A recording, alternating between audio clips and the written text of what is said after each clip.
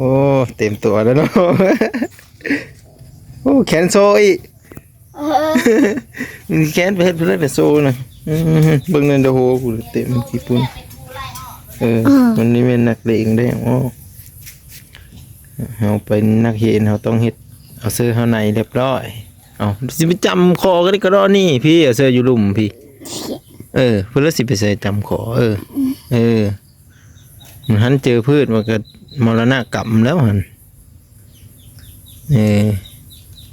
อันนี้แขนได้นี่เสื้อแฮนเสื้ออันนี้คะแนนจะไปแขนคำไปโรงเรียนนี่แม่นแนวแขนคำแขนโซ่มีแขนตัวนี้แขนใส่คอก็ใส่คอธรรมดาก็ได้เป็นผ้าเป็นอันนั้นซื่อๆคะแนนจะไปแขนโซ่เสื้อเอาอันนั้นมานีบอ้อโซ่มันติดเลยใช่ปะติดไว้ก็ได้ใจต้องส่งเบิ่งหอนเด้ฮ้อนนุ่งเสื้อเฮาก็ได้โอ้ยตายคักบักอันนี้เอาถงได้สะลองเอามึงดูถงฮะถงกับถงงามแท้ปึ่มมากเลยปึ้มเนี่ยเสื้อละปึ้มใส่แล้วไม่เจาะใส่เขียนเป็นอยู่ที่กอไก่ขอไข่เนาะนี่เป็นแกตั้งเจอเหตุนั่นเนาะไปเนาะเบิ่งมันหันหลังเบิ่งโอ้คือเนาะที่อยู่ถงเต่าไว้เนาะถงเต่าหรือถงเพื่อนนี่ฮะถงเต่าสงสังไปเห็นมาแล้วในครูสบายดีตอนเช้าในครูเพิ่นหากมาทุกคนเพิ่นกับบ้านไก่เติบได้2-3 ลักพุ่นแล้วตัวหอดมื้อได้ว่าสิข่าวใหม่บ่ได้น้อยบ่มื้อนี้ได้เข้าเลยบ่ในครูหรือว่าจดชื่อแต่ชื่อโอ้แล้วก็กลับบ่วันที่1พ่นวันที่วันจันทร์เด้อวันจันทร์หน้าเด้อนางเห็นเพราะว่าตอนเลยนี่ยังมีแต่หัดน้ำเย็นโอ้ทำนางเห็นซื่อเนาะงานซื้องานโตบ่ได้มาใหม่มาใหม่ยกมือขึ้นโอ้จะสั้นเลยบ่ได้มาก็ได้ว่าเอาสมโนมาเนี่ยอันนี้ก็ไม่ได้เอามาทำนั่นนี่เราก็เท้าอยู่บ้านสมโนนี่นะเลยยังพานำพาเท้าบ่บัดมาเมื่อวันจันทร์นึงถือมาเฮาก็ได้เนาะวันจันทร์ก็ได้รายชื่อพ่อแม่ของเขาได้จดรายละเอียดข้าวยังก็เท้าลอยร้อยหรอวะเท้าร้อยปึ้มกันยังบ่ได้เอามาปึ้มแยกซื้อก็ได้อายุจะปีหน่อยเอาไปเลยร้อยหรือร้อยเนาะเท้าร้อยอายุจักปีหลายพันเดือนปีเกิดชื่อว่าบ่จื้อซ้ำเห็นว่ายังไงถือสมโนมาเอามาสมโนมาได้มื้อหน้าเด้อมื้อวันจันทร์เนาะวันจันทร์ยังถือมาเลยอันนี้นางยังก็เป็นแบบ3นางก็ได้3คนนึงนะโอ้ปีนี้ได้คุมนั้นไปได้เข้าบ่มานะคุมไต่นั่นแหละนางเฮียนบ่มีเด็กน้อยบ่มีเงินยังน้อยมีแต่คุ้มมีแต่นี่แหละเยอะซ้ำเลยก็บ่ได้เข้าเรียนนะก็บอกเขาต่อได้เด้อเพราะว่าค่อยหับมื้อนี้เรียนบ่ได้หับข้าวเวียกมาวันจันทร์เลยก็ได้มื้อวันพฤหัสมื้อศุกร์บ่วันพฤหัสเนาะวันพฤหัสเป็นวันที่ข้าวเวียกพอดีวันจันทร์พุ่นแล้วเนาะจังมาวันจันทร์นะคะพามาแล้วก็เอาสมโนบอกเอาสมโนมาเพราะว่าเขาจะได้จดสื่อจดนัดคนเป็นเดือนที่เกิดของเขาพอซื้อแม่เนาะซื้อพ่อซื้อแม่นะแต่ว่าพ่อแม่เขาไม่มาก็ได้ให้เขาเอาสมโนมาตัวนั้นยังยืนเนาะไปยังยืนมื้อนี้ก็บ่ได้เฮียนดอกบ่ได้เฮียนแต่ว่ามาเก็บกรรมเฮียนของวันที่1ตามรายงานเขาเด้ทางเหนือเข้ามาอันนั้นมาเอาข้อมูลแล้วก็มีนักเรียนทำผักว่ามีจักคนตายเขาหรอแต่เงียบทักวันนี้เนาะก็เรียกว่าหน้าเงี้ยก็ปีกายในมานะคุณผู้หญิงหน้าเงี้ยมีบ่นี่เพิ่นบ่นางรัดบ่แล้วก็มาเลยบ่เป็นอะไรบัดนี้ไม่มาเลยส่วนมาก็ไม่มาจักแล้วยังเข้าเรียนสิถามเบิ่งอีคันมาก็มื้อวันจันทร์พุ่นแล้วบ่ควรให้อยู่เนาะเขาบ่ได้เฮ็ดเวียกยังให้มาเฮียนอย่างขี้ร้ายก็มันอ่านออกเขียนเป็นเซอันนี้เกิดอันนี้เช็ดเด็กหน่อยก็ไม่ได้ลิ้นซื่อๆนั่นแหละมันลิ้นยงเฮียนบ่ดีบ่แต่ แต่ละคนนะเขาอยากให้มาแล้วเขาอยากให้ พอได้มีความรู้ติดโตแน่จะน้อย ไป อ่าน ไป นี่เป็น หัน เค ไป ส นี่ นี่ มัน เป็น จะมาป้ายรถเห็นได้สั่นป้ายลงก็จักสิลงอยู่ใส่หลัก3ก็ยังบ่ฮู้ว่าหลัก3อยู่ไสบัดนี้ สาวครูมาแน่น้อยเป็นแทนพุ่นสาวครูมาแล้วพุ่นน่ะ เสียแก่ด้วยเสียหลับไว้ ล็อกคนไม่เมาเห็นเนาะ เลยเมาเห็นล็อก อันนี้คือโซ่อันเล็กคนเล็ก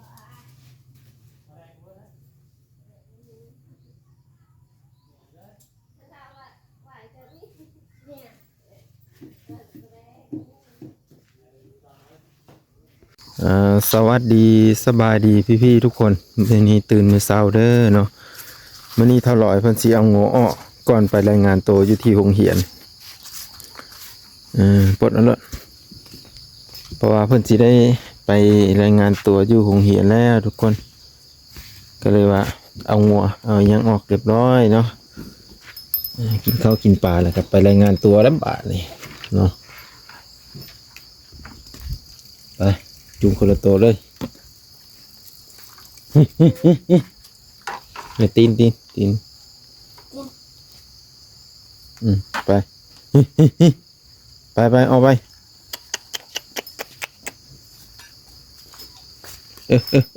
มาเหมือนยานกองปะไปถ้าลอยเอาไปได้ทุกคนมากอินทีเนาะเป็นไร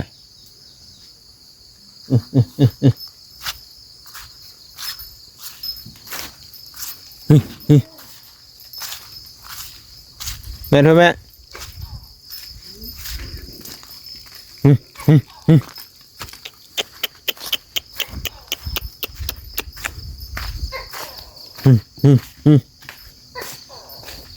กับโกกับห้องม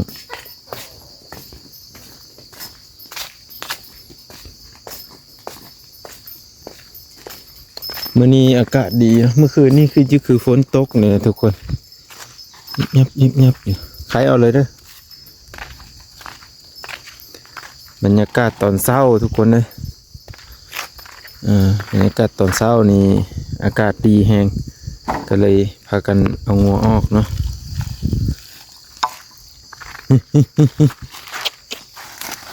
มาโอ้พากันไปอยู่ทางมากัน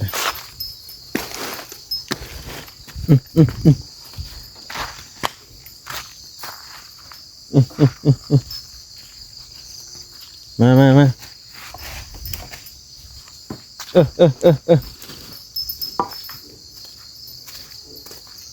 แถวนี้มันเข้ามาหาขุดจิรอนะทุกคนเต็มหมดเลยแถวนี้ขุดหมดน้ำคอนป่าสิวร้ายมาเมื่อวานนี่คือว่าเขาแม่กระเต็ดมาซ่อนอยู่เลย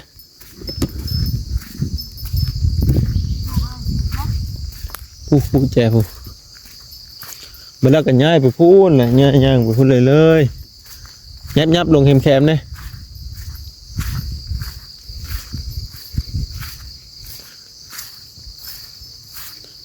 มันหญ้าลายอยู่มันเล็มมันนั่นแหละพักขะแยงก็ลายได้ทุกคนพักขะแยงนี่เยอะมากเดี๋ยวบางสิพาเบื้องงอมันก็สิหากินหญ้าตามนี้แหละนี่เห็นบ่พักขะแยงนะทุกคนนี่เคี้ยวมัดนี่แม่นมัดนี่หอมอยู่พักขะแยงธรรมชาติเลยเด้อนี่เด้อกินมันหอมเลยเอาไปกินกับมะขามน้อยแจ่วปลาแดกเนาะ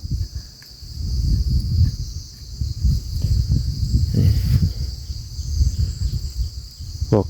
ปูปลาอีหยังกะสิอยู่ตามห้องตามอันนี้แหละนำห้องบ่ลอยนอนรับดีว่าเมื่อคืนนี่ฮะสิไปโรงเรียนเนาะสบายดี FC ก่อนสบายดีป้าลุง สวัสดีปลาลุง มื้อนี้สิไปโรงเรียนเนาะมื้อนี้เนาะเต็มตัวครั้งแรกแล้ว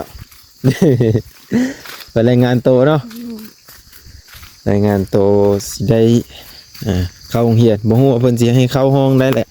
แต่ก็ไปเบิ่งนำกันทุกคน เพราะว่าเมื่อวานนี่หันไปซื้อธงปุ้มน่ะมีแล้วอยู่เหือนนี่ปุ้มน่ะสิเอาให้เพิ่นเอาปุ้มอยู่เหือนนี้บิ๊กแน่เนาะซอแน่แต่ว่ายังบ่ทันได้ถือดอกเบิ่งนี่มีแต่ไปรายงานตัว แล้วก็รถถีบเนาะรถถีบยังบ่ทันมีเพราะว่าห่างจากนี่ไปประมาณอยู่โอ้ได้ละหลักหนึ่งทุกคนไปหาหงเหียนนะได้อยู่หลักหนึ่งเนาะแต่คันสีย่างนี่ก็สิมีแต่เพิ่นผู้เดียวนะคันขี่รถถีบก็สิไหวนี่เดี๋ยวบางทีพายเบิ่งเนาะรถถีบเพิ่นว่ามันพังขนาดใดแน่เนาะแต่ก็ขี่ได้บ่กับพื้นขี่ก็ได้อยู่เนาะแต่ก็ตั้งใจว่าอยากเหียนแล้วนะทุกคนว่าบางก็เลยว่าสิหาซื้อรถถีบเก่าแต่ว่ายังบ่ทันมีเนาะหาถามซื้ออยู่ไสก็บ่มีถามซื้อไสก็บ่มีทุกคนเลยร้อยเสื้อรถถีบนะเบิ่งอยู่เบิ่งดูหั่น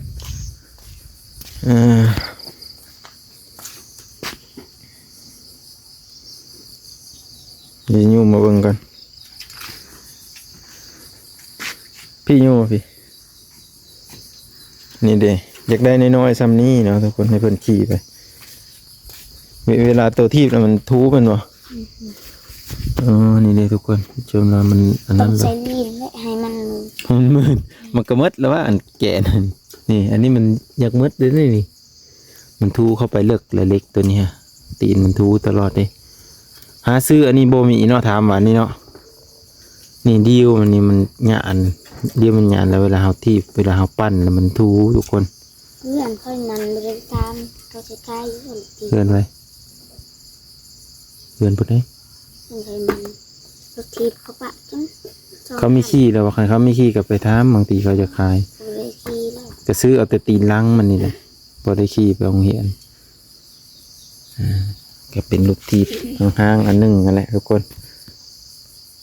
กันว่านั่นก็ขี้ไปโรงเรียนก็ได้อยู่อันนี้ก็ใส่น้ำไปไว้กินโรงเรียนเดือดตอนเพียนก็มาพี่เรื่องเห็นขี่รถมาจิมานี่นอนรถทีบก็ได้ทุกคนเลยก็เป็นรถทีบหาซื้อกันยากไอ้ลีรถทีบกูมือนี่ก็มีแต่อยู่ห้านไม่เลยหาซื้อมือซองนี่อยากได้ตีนอยากได้นี่บ่มีหรือว่าอยากได้แต่ตีนก็บ่มีแต่ยางนอกว่าอันนี้เนาะถามหาจีนมีแต่ยางนอกอันนี้ยางในบ่มีจิมานี่เนาะเราติดตามเบิ่งคลิปต่อไปเนาะก็คือจะไปโรงเรียนเนาะไปหาล้างหน้าเด้อปานนี้เด้อ อย่าง นั่นแหละล้างหน้าล้างตาก็เตรียมไปเนาะประมาณ7 โมงนี่แหละเนาะอันนี้ก็6 โมงทุกคนติดตามตอนต่อไปเด้อโอ้เพิ่นผู้นี้ก็ได้ลูกเลี้ยงเนี่ยม้าขาวได้ลูกเลี้ยงเอาลูกม้าตัวอื่นมาให้เพิ่นเพราะว่าลูกเพิ่นน่ะมันรอดแล้วก็เอาม้าตัวอื่นมาได้กินนมแห้วแล้วเพิ่นก็ได้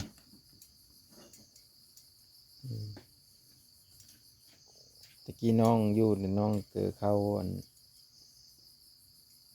ย่ำเนาะไม่ได้ต้มนี่เพิ่งก็ได้กินนมแห้วแล้วเพิ่นบุญตุ้ยดีอยู่มากันตัวเดียวนี่แหละขอเขามาเลี้ยงเราติดตามเบิ่งเด้อทุกคนเด้อติดตามตอนต่อไปโอ้เต็มตัวแล้วเนาะ โอ้แขนโซอีก แขนไปเฮ็ดเพื่อนไปโซนะเบิ่งนั่นเด้อโหกูเต็มที่ปุ่นมันนี่เป็นนักเลงได้โอ้เฮาเป็นนักเฮ็ดเฮาต้องเฮ็ดเอาเสื้อเฮาในเรียบร้อยสิไปจำคอกันก็รอนี่พี่เอาเสื้ออยู่ลุ่มพี่เพิ่นละสิไปใส่จำคอมันหันเจอพืชมันก็มรณะกรรมแล้วหั่นอันนี้แขนได้นี่เสื้อแขนเสื้ออันนี้คะแนนจะไปแขนคำไปโรงเรียนนี่แม่นแนวแขนคำแขนโซ่มีแขนตัวนี้แขนใส่คอก็ใส่คอธรรมดาก็ได้เป็นผ้าเป็นอันนั้นซื่อๆคะแนนจะไปแขนโซ่เสื้อเอาอันนั้นมานี่อ้อโซ่มันติดเลยใช่ป่ะติดไว้ก็ได้ ใจไม่ต้องส่ง เบิ่ง หอนเด้ ฮ้อนนุ่งเสื้อเฮาก็ได้โอ้ยตายครับบักอันนี้เออเอาถงได้สะลองเอามึงดูถงฮะถงกับถงงามแท้ ปึ่งนักเหมือน ๆปึ้มเนี่ยเสื้อละปึ้ม ใส่แล้วไม่เกิดใส่ อืมเขียนเป็นอยู่ที่กอไก่ขอไข่เนาะ นี่เป็นแกตั้งเจอเหตุนั่นเนาะไปเนาะเบิ่งมันหันหลังเบิ่งโอ้คือเนาะเที่อยู่ทงเต่าไว้เนาะทงเต่าหรือทงเพื่อนนี่ฮะ ทั้งเตา สงสังไปเห็น มาฮอดโรงเรียนเลยโอ้ตอนเช้าเนาะเคยอยู่บ่เคยมาเข้าอยู่บ่โรงเรียนอยู่นี่ฮะปิ้นมาพี่ติปิ้นมาพี่ ก็คือ เคยนะครั้งแรกเลย ครั้งแรกเลย มาลอยมาครั้งแรกกับมาก้อนบ้านก้อนเมืองนี่ได้เพิ่นก็ได้ ไอ้คนยังได้มา นี่ได้มาเลยมาก็บ่เห็นไผอีกเพิ่นเลิศน่ะพอนั่นบ่พอบักแดนบ่ บ่แม่นบ่ นี่คือ บ่แม่น นี่คือทั้งรถน่ะจวง เนาะ อืม เสียงบ่คือ มาเข้าเรียนเป็นวันแรกเนาะมาเสนอชื่ออันนี้เตียงของอันท่านนายครูเพิ่นนั่งเตียงนายครูนั่งโอ้ยเนาะพี่น้องเอ้ยซับภาคใส่เฮ็ดจังได๋ล่ะเนาะเตียงนายครูก็เตียงนายครูก็ซับผ้าใส่แต่อีตนเพิ่นเนาะพี่น้องเอ้ยอยากสอนนักทำนักเรียนก็อยากสอนนักเรียนก็พอได้นั่งได้อยู่ทุกคนได้นั่งผู้เดียวก็สิมีนักเรียนนี่แหละมาอยู่นำเนาะก็คืออันนี้ก็บ่แล้วบ่อันนั้นซ้ำนะเพิ่นก่อเพิ่นอันนี้ก็ได้เนาะก็บางคนก็อาจจะว่าเพิ่นบ่เบิ่งบ่ทางผู้หลักผู้ใหญ่เพิ่นเนาะเพิ่นก็หรือว่าอะไรมันมีทั่วถึงเนาะเพราะว่าโรงเรียนเป็นโรงเรียนชนบทแน่จักหน่อยเดี๋ยวบางสิพามาเบิ่งให้มันแตกมันแหงเขาบ่ได้เจาะเหล็กใส่เนาะการบ่เจาะเหล็กนี่โอ้ทุกคนเอ้ยอันตรายมันสุดทุกคนเอ้ยอันนี้ก็เป็นแต่งเนาะเหล็กแต่งนี่ก็จะเป็นสังรถเนาะสังรถเก่าที่เป็นทิ่มเป็นอันนี้แหละจะประมาณนี้โอ้แตะแหงมาแล้วทุกคนจะมันสิโยดทับโหนักเรียนมือได้แล้วแบบสิแตกออกหมดเลยโอ้มาแล้วพุ่งมาแล้วพอกินเหรอ เขาโยนให้ใส่ว่า ขยังรัดเดี๋ยวยังคือมาอยู่ผู้เดียวอันนี้ มึงเคยไปอยู่น่ะ มีใครมาอยู่นะมาผู้เดียวเลยป่ะเอา ประตูด่าฮักหมดเลย เดี๋ยวโอ้ได้หมู่แล้วผู้นักเรียน2-3 คนแล้วมานำกันผู้สีขาวๆหุ่นๆมาเมื่อผู้โอ้ยผู้มีแต่นักเรียนเมื่อนี่เท่ากิมมาพี่เอาสวัสดีป้าลุงก่อนหากเห็นเท่ากิมพี่น้องนี่ได้หมู่แล้วนี่มานั่งพินมาลอยยืนเครื่องกันดูฮะนี่นี่ทั้งนี้กลางฮะ มาพี่มีข้าว ใส่ ปอเลยเท่ากิมกับเมาเห็นย่างมันบ่พากันย่างมาเนาะบัดเมื่อเอามาลอยมือนำเด้อมือเอามาลอยมือนำเด้อย่าง กันมากิมแล้วเป็นไอมาลอยวันนี้เป็นไอมาลอยแล้ววะตัวเย็น สบายดี สบายดีป้าลุงแล้ววะนี่ สบายดีปลาลุง มากิมกับมาของเฮียนคือกันทุกคน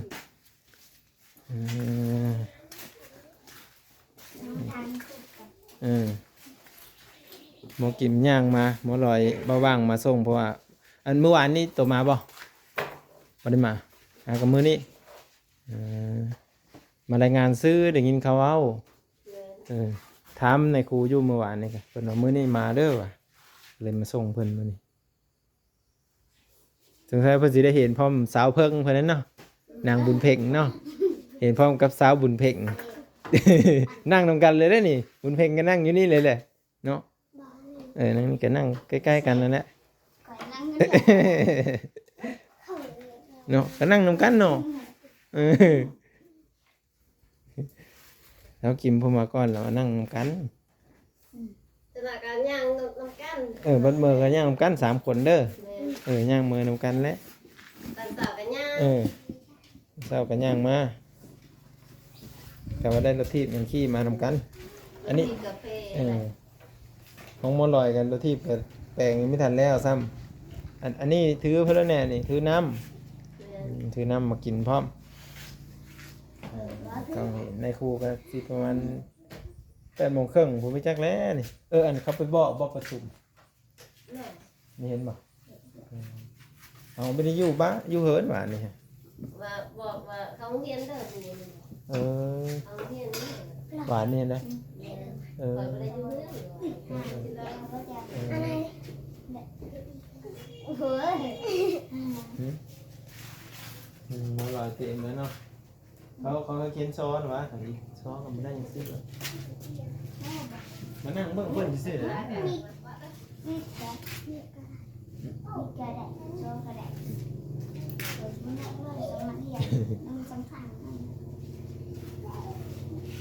จังมองมายังเขามาขายแต่ละน้อย มึงสิกระดาษหน่อยสัก ซื้อเพื่ออีแล้วมื้อนี้มึงกินจักเธอแล้วก็ประหยัดไว้เนี่ยเราไปสิกินตลอดแต่บ่ได้ยังซื้อกินตลอดมันก็หมดฮะไปสิซื้อตลอดแม่นบ่กินยังเฮิงได้เฮาเห็นเปิดสิหมดปีบางเที่ยวซื้อแล้วมื้อละ 2,000 นะนี่คือเป็นก่อเนาะก่อบนหลังคาจะประมาณนี้ อันนี้จะเป็นห้องเหียนเนาะมื้อนี้บ่เห็นบุญเพ็งเนาะบุญเพ็งน่าจะยังบ่ทันได้มาบ่ว่างก็บ่ทันได้เข้าไปสวนเพิ่นนะก็เลยออกมาเลยว่าตลอดออกมาจะได้ในครูมาจังติดตามเบิ่งนำกันเด้อทุกคนเด้อวันต่อไปเนาะสาวครูมาได้เลยเป็นแทนเพิ่นสาวครูมาแล้วพุ่นน่ะ เสียงแก่ด้วยเสียหลอกไปเห็น ล็อกคนไม่เมาเห็นเนาะ เลยเมาเห็นล็อก อันนี้คือโซ่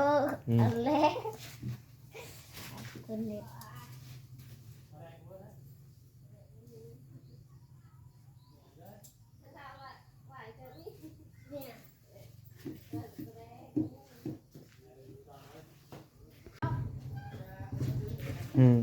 มาแล้วในครูสบายดีตอนเช้าในครูเพิ่นหากะมาทุกคนเพิ่นกับบ้านไกลเติบได้ 2-3 ลักพุ่นแหล้วตัวหอด คุณได้ว่าสิทำใหม่บ้างคุณได้น้อยบ้าง มื้อนี้ได้เข้าเลยบ่ในครูหรือว่าจดชื่อแต่ชื่อโอ้แล้วก็กลับบ่ วันที่1พ่น วันที่ วันจันทร์ วันจันทร์เด้อวันจันทร์หน้าเด้อนางเห็น เลยเพราะว่าตอนเลยนี่ยังมีแต่หักน้ำเย็น โอ้ทำนางเห็นซื่อๆเนาะงานซื้องานโต ผู้ได้มาใหม่มาใหม่ยกมือขึ้นโอ้จะสั้นเลย ใช่ผู้ได้มาก็ได้ว่าเอาสามนองมา เนี่ยอันนี้ก็ไม่ได้เอามาทำนั่นนี่ น่ะลงพระเท้าอยู่บ้านสามนองนะเลยยังพานำพระเท้าบ่บัดมาเมื่อวันจันทร์ยังถือมาเฮาก็ได้เนาะวันจันทร์ก็ได้ซื้อพ่อแม่ของเขาได้เขาต้องจดรายละเอียดข้าวยังก็ เท่าร้อยร้อยหรอวะเท่าร้อยพึ่งกันยังบ่ได้เอามาพึ่งแยกซื้อก็ได้อายุจักปีหน่อยเอาไปเลย ร้อยหรือร้อยเนาะ ร้อยข้าวร้อยอายุจักปีหลายพันเดือนปีเกิดชื่อว่า บ่จื้อซ้ำ เห็นว่ายังไงถือสมโนมาเอามาสมโนมาได้มื้อหน้าเด้อมื้อวันจันทร์เนาะวันจันทร์ยังถือมาเลยอันนี้นางยังก็เป็นแบบ3นางก็ได้3คนนึงนะโอ้ปีนี้ได้คุมนั้นไปได้เข้าบ่มานะคุมไต่นั่นแหละนางเฮียนบ่มีเด็กน้อยบ่มีเงินยังน้อย มีแต่คุ้มมีแต่นี่แหละ เยอะซ้ำเลยก็คือบ่ได้เข้าเรียนนะก็บอกเขาต่อได้เด้อเพราะว่าค่อยหับมื้อนี้เรียนบ่ได้หับข้าวเวียกมาวันจันทร์เลยก็ได้มื้อวันพฤหัสมื้อศุกร์บ่วันพฤหัสเนาะวันพฤหัสวันศุกร์ข้าวเวียก พอดีวันจันทร์พุ่นแล้วเนาะจังมา วันจันทร์นะคะพามาแล้วก็เอาสามโนบอกเอาสามโนมา เพราะว่าเขาจะได้จดสื่อจดนัดคนเป็นเดือนที่เกิดของเขา พอซื้อแม่เนาะ ชื่อพ่อชื่อแม่นะ แต่ว่าพ่อแม่เขาไม่มาก็ได้ ให้เขาเอาสามโนมา ตัวนั้นยังยืนเนาะ ไปยังยืน มื้อนี้ก็บ่ได้เฮียนดอกบ่ได้เฮียนแต่ว่ามาเก็บกรรมเฮียนของวันที่1ทำเป็นรายงานเขาเด้ทางเหนือเข้ามาอันนั้นเอามาเอาข้อมูลแล้วก็มีในเฮียนทำผักบ่มีจักคนตายเขาหรอกได้ยิบทักวันนี้ เนาะ ก็เรียกว่าหน้าเงี้ยก็ปีกายในมานะคุณผู้หญิงหน้าเงี้ย มีบ่ นี่เกือบ เพิ่นบ่ น างรัดบ่ แล้วก็มาเลยบ่เป็นอะไรบัดนี้ ไม่มาเลยโซนมาก็ไม่มา จักแล้วยังเขาเรียนอยู่ สิถามเบิ่งคันมาก็มื้อวันจันทร์พุ่นแล้ว บางคนให้อยู่เนาะเขาบ่ได้เฮ็ดเวียกยังให้มาเฮียนเลย อย่างขี้ร้ายก็มันอ่านออกเขียนเป็นเซ มันบ่ได้หลายดอก อันนี้ก็ อันนี้เช็ดยังเด็กหน่อยก็ไม่ได้ลิ้นซื่อๆนั่นแหละมันลิ้นยงเฮียนบ่ดีบ่แต่ละคนนะเขาอยากให้มาแล้วเขาอยากให้ พอได้มีความรู้ติดโตแน่จะน้อยอ่านนี่เป็นเขียนนี่เป็น จะป้ายรถเฮ็ดได้ซั่นป้ายลงก็จักสิลงอยู่ใส่หลัก3ก็ยังบ่ฮู้ว่าหลัก3อยู่ไสบัดนี้ คันอ่านได้เขียนเป็นก็ใครๆแน่ได้ ไปไสก็สบาย แต่มันเป็นในคือว่าเขาคุมเพลงให้เขาเห็นแม่นเนาะ แม่นเนาะ ส่วนตนเองนั่นแหละแต่ละคนพ่อแม่ก็ต้องดูนำถ้าไม่ได้ครูก็บ่ได้นะ ไม่ได้แหละพ่อแม่ต้องบอกนำและ บอกนำลูกค้าทุกเรียน อันนี้ก็ นี่ เตรียม ทำ ไป กิ เตรี น ยม กัน มา ขึ้นห้องป2เลยปีนี้นี่บ่ได้เขา คันเท่าลอยมาปีกายนี่ก็ได้ขึ้นแล้วไปนี่ ขึ้นแล้วอันนี้เฮ็ดได้อยู่ประเทศนี้เด็กหน่อยลำบากละลาเขาเฮ็ดเขาเฮ็ด วันนั้นปีหน้าก็ขึ้นห้อง ปีนี้ พักเขาเลยในครูเฮงไปห้องเรียนคุมือเจ้าเฮงไปกั มี น แต่จดซื้อเด้อทุกคนในครูเพิ่นจดซื้อแล้วมีแต่มื้อวันจันทร์เอาซัมมโนเพิ่นมายังยืนอีกเทื่อนึงก็คือเพิ่นยังฮู้วันเดือนปีเกิดแล้วก็ซื้อพ่อซื้อแม่เนาะมาบ้างก็บ่เคยมีลูกมีเต้าก็เลยบ่ฮู้จักแน่ ก็เลยตะกี้กับพ่อแม่เอาไปพระอยู่ จะได้ดูว่าลูกคนนั้นคนนั้นเด้มันติดตามเกิดว่าได้จื้อหมดใด ไม่จื้อแล้ว ลูกใครลูกใครนอกจากคันแบบคนเช่นนั้น อยู่บ้านใหญ่เขาก็เปิดหักละเด้กระเป๋าก็งามเนาะ นุ่งเสื้อขาวนุ่งทรงดำเนาะเกือบซบ ชอบก็ได้เพราะว่าโรงเรียน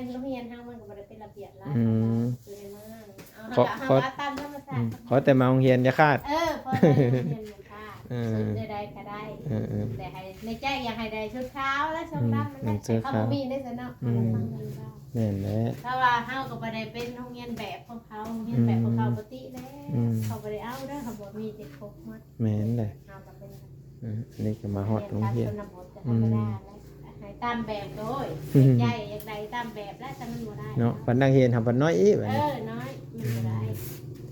อันนี้ก็คือเท่ากิมนี้แม่นว่านักเรียนเก่าเนาะนักเรียนเก่าบ่ได้จดชื่อสิไปถามเด็กน้อยทางนั้นอีกบางทีเขาจะเข้าโรงเรียนก็สิบอกเขา ขอไทยเด็ก3คนก็เลยเขาแหละเขาไม่ใช่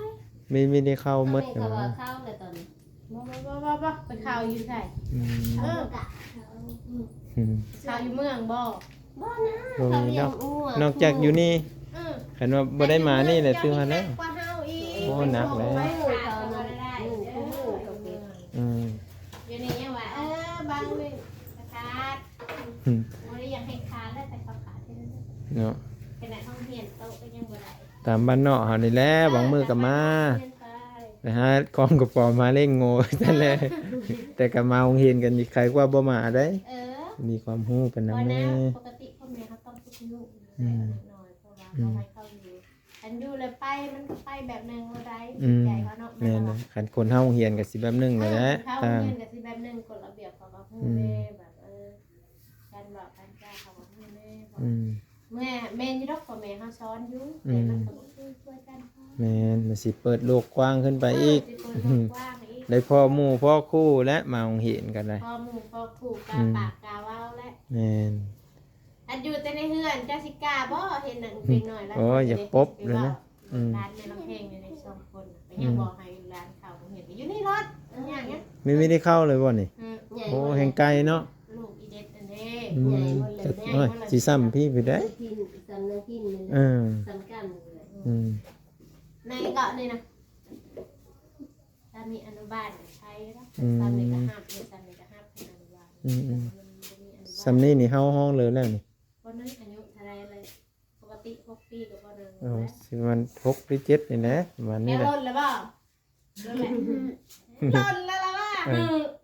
แม่นมันสิออกว่าจอ น่าล้นแล้วนะก่อน แม่นมันสิออกมา3เดือนแล้วนี่จักร้อยเออ มีน้องแล้วอ่ะ มีแล้วนี่น้องผู้หนึงเหรอ มันเป็นซองนะว่า 2คน โอ้ สองค ส น อง แหละ คน อืม ปี8 ปีแค่ล้น เออ น่าทับกิมยังแปลก สิรุ่นเดียวกันบ่ เป็นน้องกับมีเป็นน้องคนนั้นเป็นอ่ะ น้องก็คนละปีนี่แหละเนาะเบิ่งอะไร แล้วก็คนละเดือน 7-8 ปีประมาณนี้ลื่นๆเล็กน้อย แม่ครูนี่อยู่มืดมื้อบ่มื้อนี่ พอ ประมาณ เศร้าที่หันมาเห็นชื่อ เออ หักคอมเมนต์เข้ามาฝากแล้วจนไม่ซื้อเชื่อเขาแล้ว อืม ยังสิเหตุไปอันนั้นนี่คุณติดตามของเขา อืม ไปเย็นนี่ เออ มันมีจานสิ เออเป็นเมืองชนพุทธต้องค่าใช้จ่ายเนาะนักอยู่ได้ค่าใช้จ่ายได้ สมควรอยู่ แต่เขาได้เลยใครดอก อืม ลูกเดียวเนาะ เออ อันหลายคนคือเฮาบ่ไว้ มีไว้ดอ เด็ก ก น้อยคือเฮา เดี๋ ยั ยว ง เพิ่งยำ ยา ว่า แล้ว อืม เด็กน้อยบางคนก็ว่าคือบ่ไปเมืองมันไกลหน่อยโอ้ยเจ้าว่ะ อืม แต่เจ้าบ่ได้มีเงินมีคำ รายจ่ายมันสิหลาร าย ยจ่ายสุดก็เป็นระเบียบเขาบอกว่าเกิบผ้าใบอีก อืม บริษัทได้เกิบแบบนี้ได้ เอ้ยใส่บ่ได้เลย ผ้าใบคนได้ อืม อยู่เมืองบอกให้เขาไปดอกพวกมันห้องใหญ่หมดแล้วเขาจึงไป อืมแข มัน น เห็น บ่มีในบ้านห้าจึงไป แม่นแขนเพิ่นม .4 ม .7 ก็ไปแต่แล้วคันปู่อยากไปถ้าปู่บ่ไปก็เข้าเมืองซน ชวนก็ได้แต่แล้ว อืม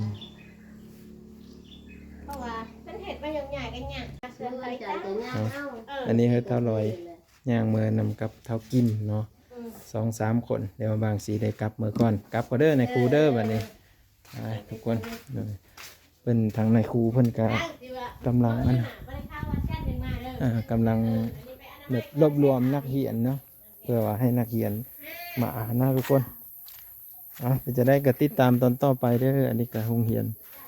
หลังน้อยๆอยู่ที่หมู่บ้านแห่งหนึ่งเนาะในเขตชนบทนั่นแหละทุกคนเนาะวิดีโอหน้าพบกันใหม่คลิปนี้บางๆกล่าวว่าสวัสดีพี่ๆเบิร์ดทุกคนเนาะแล้วก็ให้พี่ๆทุกคนอยู่ดีมีแห่งเนาะติดตามชีวิตเด็กน้อยคนนี้ว่าจะเป็นจะได้บางๆจะสนับสนุนในเรื่องการศึกษาของเขาเนาะให้เขามีความรู้ขึ้นมาตื่มนะทุกคนเนาะได้